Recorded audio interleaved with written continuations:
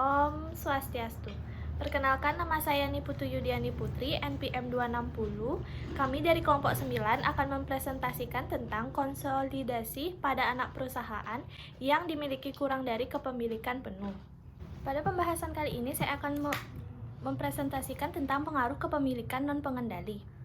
Kepentingan non-pengendali adalah pemilik selain induk di anak perusahaan yang dikendalikan oleh induk perusahaan.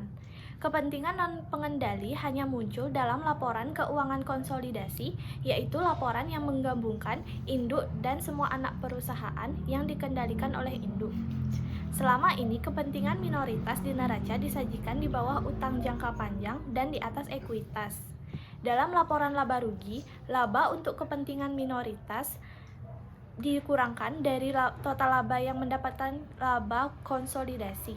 Konsekuensi dari penyajian tersebut dalam menghitung pengendalian modal hanya memperhatikan kepentingan saham induk. Perhitungan struktur modal dengan rasio ekuitas dibagi total aset seringkali tidak memasukkan unsur hak minoritas yang sebenarnya termasuk komponen laba. Pembaca laporan keuangan dapat salah membaca rasio keuangan dan menginterpretasikan laporan keuangan karena penyajian ini. Penyajian tersebut didasarkan pada pemikiran bahwa entitas konsolidasi merupakan perpanjangan dari induk perusahaan. Konsekuensinya, laba minoritas sebagai pengurang laba dan tidak disajikan sebagai ekuitas atau di bagian utang jangka panjang. Selanjutnya, materi tentang laba bersih konsolidasi. Laba bersih konsolidasi adalah bagian dari total laba yang dialokasikan ke pemegang saham induk perusahaan. Laba bersih konsolidasi dihitung dengan menambahkan bagian induk atas laba anak perusahaan yang disesuaikan dengan penghapus bukuan diferensial nilai goodwill dengan laba induk perusahaan dari hasil operasinya sendiri. Perhitungan laba bersih konsolidasi dapat dilakukan dengan dua cara, yaitu pendekatan tambahan, di mana pendekatan ini dapat digunakan dengan menambahkan bagian induk atas laba bersih anak perusahaan dengan laba induk dari hasil operasinya sendiri, sama dengan perhitungan laba bersih induk perusahaan menggunakan metode ekuitas. Yang kedua, pendekatan residual. Pendekatan ini dapat digunakan dengan mengurangi beban kepemilikan non-pengendali atas laba bersih anak perusahaan dari jumlah laba terpisah induk dengan laba bersih anak perusahaan. Berikut ini akan saya tampilkan tentang contoh perhitungan laba bersih konsolidasi dengan kedua pendekatan tersebut. Om Swastiastu. Perkenalkan, di sini saya Iwan Robiari Pradana, NPM 151. Saya akan melanjutkan presentasi dari teman saya, yaitu saldo laba konsolidasi. Saldo laba konsolidasi adalah bagian dari laba yang tidak terdistribusikan perusahaan yang dikonsolidasikan yang dimiliki oleh pemegang saham induk perusahaan. Ini dihitung dengan menambahkan bagian induk atas kumulatif laba bersih anak perusahaan sejak diakuisisi dengan saldo laba induk dari hasil operasi sendiri. Untuk mengilustrasikan perhitungan saldo laba konsolidasi, terdapat kepemilikan non-pengendali. Contohnya, kita asumsikan saja PT Idaman membeli 80% saham PT Amanah pada tanggal 1 Januari tahun 2011 dan mencatat investasi menggunakan metode ekuitas laba bersih dan dividen yang diperoleh dan diumumkan PT Idaman dan Amanah selama 2 tahun setelah akuisisi berikut. Berikut ini akan diberikan contoh dari perhitungan antara laba konsolidasinya. Baik, selanjutnya ada format kertas kerja. Dengan memodifikasi minor klaim kepemilikan non-pengendali atas laba dan aset anak perusahaan harus dimasukkan dalam kertas kerja. Klaim kepemilikan non-pengendali atas laba anak perusahaan yang dihitung sebesar proporsi kepemilikan non-pengendali atas laba anak perusahaan dikurangkan di bagian paling bawah kertas kerja pada bagian laporan laba rugi untuk memperoleh laba bersih konsolidasi. Klaim kepemilikan non-pengendali atas aset bersih anak perusahaan yang dihitung sebesar proporsi bagian kepemilikan non-pengendali atas ekuitas anak perusahaan ditambah di bagian paling bawah kertas kerja bagian kredit neraca. Om Swastiastu, perkenalkan nama saya Neputu Diani Tandriani, NPM 034. Saya akan melanjutkan presentasi dari teman saya. Penyusunan neraca konsolidasi sesaat setelah akuisisi kepemilikan non-pengendali. Kondisi konsolidasi yang paling sederhana terjadi jika laporan keuangan dari perusahaan-perusahaan dengan hubungan istimewa dikonsolidasi sesaat setelah timbulnya hubungan induk perusahaan, anak perusahaan melalui penggabungan usaha atau melalui pembentukan anak perusahaan baru. Kepemilikan penuh dibeli di atas nilai buku. Harga saham suatu perusahaan dipengaruhi oleh berbagai faktor, termasuk nilai aset bersih. Yang kedua, perlakuan diferensial positif. Ada beberapa alasan mengapa harga beli saham suatu perusahaan lebih tinggi dari nilai buku saham tersebut, yaitu kesalahan dan penghilangan dari pembukuan anak perusahaan, selisih lebih nilai wajar di atas nilai buku dari aset bersih anak perusahaan yang dapat diidentifikasi, dan keberadaan goodwill. Yang ketiga, kesalahan dan penghilangan dari pembukuan anak perusahaan. Dalam beberapa kasus, kesalahan dan penghilangan disebabkan semata-mata karena pencatatan tidak memadai. Jika terdapat kesalahan dan penghilangan tersebut, harus dilakukan koreksi langsung di pembukuan anak perusahaan pada tanggal akuisisi. Koreksi ini diperlakukan sebagai penyesuaian periode sebelumnya sesuai dengan PSAK 25, dan setelah pembukuan anak perusahaan dinyatakan sesuai dengan PSAK, maka tidak ada lagi bagian diferensial yang disebabkan adanya kesalahan dan menghilangkan tersebut. Yang keempat, selisih lebih nilai wajar di atas buku dari aset bersih anak perusahaan yang dapat diidentifikasi. Dalam banyak kasus, nilai wajar dari aset bersih perusahaan yang diakuisisi lebih tinggi dari nilai bukunya. Penilaian ini dapat dicapai dengan aset dan kewajiban anak perusahaan direvaluasi langsung pada pembukuan anak perusahaan. Yang kelima, keberadaan goodwill. Pada saat suatu perusahaan membeli anak perusahaan pada harga di atas total nilai wajar, aset bersih anak perusahaan yang dapat diidentifikasi, tambahan pembayaran tersebut biasanya diperlakukan sebagai pembayaran untuk kemampuan laba lebih tinggi. Yang keenam, perlakuan diferensial debit. Dalam banyak situasi, diferensial terkait dengan aset dan kewajiban yang berbeda.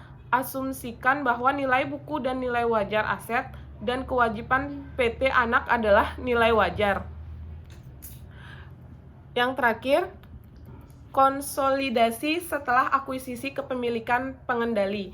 Pendekatan yang diterapkan untuk menyiapkan satu set lengkap laporan keuangan konsolidasi setelah penggabungan usaha sama dengan yang digunakan dalam menyiapkan neraca konsolidasi sesaat setelah penggabungan usaha. Om Swastiastu. Perkenalkan, nama saya Nicole Mantensiani, NPM 094. Di sini saya akan menjelaskan materi tentang tahun penggabungan usaha. Penggabungan usaha PT Induk dan PT Anak terjadi pada awal tahun 2000X1. Selanjutnya, PT Induk mengakui laba dan dividen dari PT Anak selama tahun berjalan, dan laporan keuangan konsolidasi menggambarkan dua perusahaan seolah-olah menjadi satu perusahaan sepanjang tahun. Ayat jurnal induk perusahaan. Selama tahun 2011, PT Induk membuat ayat jurnal umum untuk mencatat pembelian saham PT Anak. PT Induk juga membuat ayat jurnal ekuitas umum untuk mencatat pendapatan dan dividen dari anak perusahaan. PT Induk harus mengakui hanya sebesar proporsi berjalannya atas laba bersih dan sebesar dividen PT Anak. PT Induk mencatat ayat jurnal sebagai berikut selama tahun 2011. Berikut ini ditampilkan ayat jurnal PT Induk tahun 2011. Selanjutnya yaitu kertas kerja konsolidasi tahun penggabungan usaha. Setelah laba anak perusahaan akrual dimasukkan dalam pembukaan PT Induk, data neraca saldo yang telah disesuaikan dari perusahaan-perusahaan yang bergabung dimasukkan ke dalam kertas kerja konsolidasi 3 bagian. 3 ayat jurnal perusahaan dari kertas kerja mengeliminasi laba dan dividen dari anak perusahaan yang dicatat oleh PT Induk, mengeliminasi akun investasi serta akun ekuitas pemegang saham PT Anak, dan memunculkan kepemilikan non-pengendali. Berikut ini ditampilkan contoh jurnal dari PT Anak.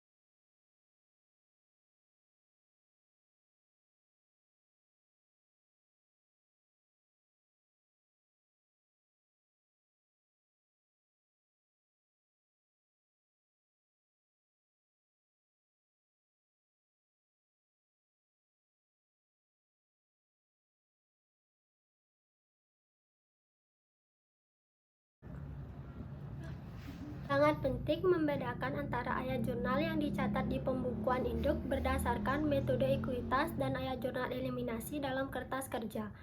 Walaupun PT Induk mengamortisasi diferensial yang terkait dengan gedung dan peralatan PT Anak dengan ayat jurnal dan mengamortisasi diferensial yang terkait dengan goodwill dengan ayat jurnal eliminasi masih diperlukan dalam kertas kerja untuk mencatat beban penyusutan dan amortisasi. Setelah seluruh pengaruh akrual PT Induk atas laba anak perusahaan termasuk akibat dari ayat jurnal dan dihapus bukukan dalam ayat jurnal sebagai konsekuensi ayat jurnal eliminasi dan diperlukan dalam memperoleh laba bersih konsolidasi untuk menggambarkan amortisasi atas tambahan biaya gedung dan peralatan PT Anak seperti halnya dengan goodwill terhadap entitas konsolidasi. Setelah semua ayat jurnal eliminasi yang diperlukan dimasukkan dalam kertas kerja konsolidasi, kertas kerja dilengkapi dengan menjumlahkan mendatar tiap baris dengan memperhatikan pengaruh debit dan kredit dari ayat jurnal eliminasi. Laba bersih dan saldo laba konsolidasi. Perhatikan bahwa laba bersih konsolidasi dan saldo laba konsolidasi berkurang melalui penghapus bukuan diferensial pembelian, sehingga laba bersih dan saldo laba konsolidasi nilainya sama dengan yang diperoleh induk perusahaan. Baik, sekian materi saya. Dilanjutkan oleh teman saya. Om Swastiastu. Perkenalkan, nama saya Nilo Gede Pratistasari, NPM 011. Baik, saya akan melanjutkan materi tentang tahun kedua pemilikan. Metode ekuitas dan prosedur konsolidasi yang diterapkan pada tahun kedua kepemilikan dan setelahnya mengikuti prosedur yang sama dengan konsolidasi pada tahun pertama dan melalui contoh berkelanjutan PT Induk dan PT selama tahun 2012. Berikut ini saya akan menampilkan contoh ayat jurnal induk perusahaan. Materi selanjutnya yaitu penghentian konsolidasi. Anak perusahaan terkonsolidasi dikeluarkan dari konsolidasi jika tidak lagi memenuhi kriteria konsolidasi. Biasanya karena induk perusahaan tidak lagi memiliki pengendalian atas anak perusahaan. Misalnya, anak perusahaan bangkrut. Pada beberapa kasus, anak perusahaan juga tidak memenuhi kualifikasi untuk melaporkan menggunakan metode ekuitas dan induk harus melaporkan dengan metode biaya. Ketika terjadi perubahan metode akuntansi seperti ini, laporan keuangan setelah perubahan terjadi dipandang sebagai laporan keuangan entitas berbeda. PSAK nomor 4 mengharuskan perlakuan akuntansi untuk beberapa kasus mengikuti PSAK nomor 13, akuntansi untuk investasi PSAK 13. Sekian presentasi dari kelompok kami. Jika ada kesalahan, mohon dimaafkan. Kami tutup dengan Parma Santi. Om Santi, Santi, Santi, Om.